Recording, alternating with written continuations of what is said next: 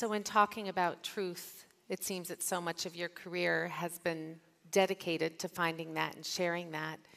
And when we think of the field of journalism, how do you feel that the field is evolving and changing in its definition of truth, and how the different media outlets and journalists report on truth? Well, it's politicized in a crippling way, I think. But I think back to, and again, this is the self-examination we have to do in the media business, about Katharine Graham, who was the publisher and owner of the Washington Post, a truly great lady, great believer in journalism. If any of you read her autobiography, which won the Pulitzer Prize, she's the only publisher to win the Pulitzer Prize. So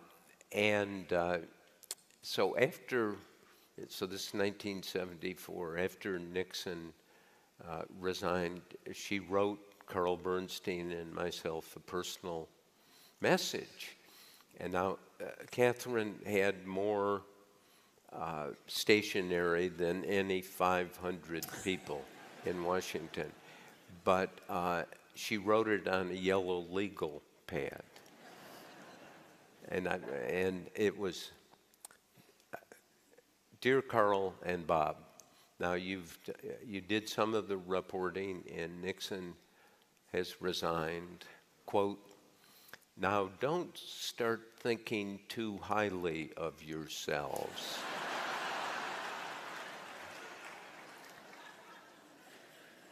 And then she said, let me give you some advice.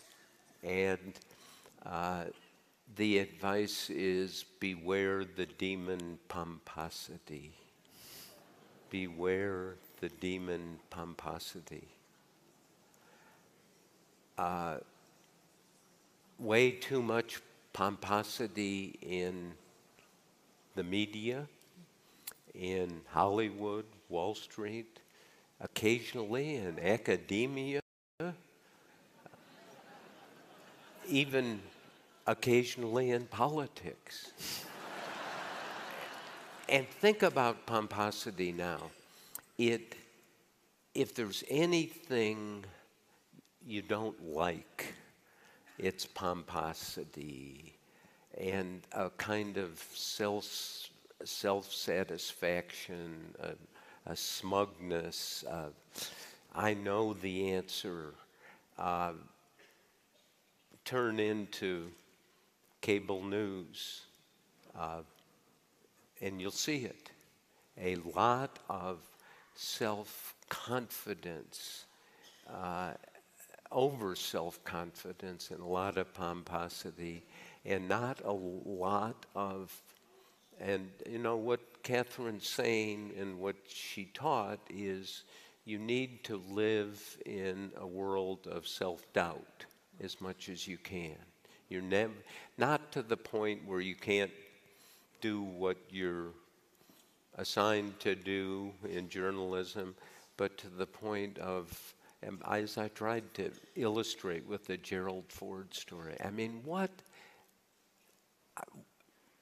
when that happened, when I saw that, I thought, no one deserves to see that closely how you can have things completely wrong and be sure that you did.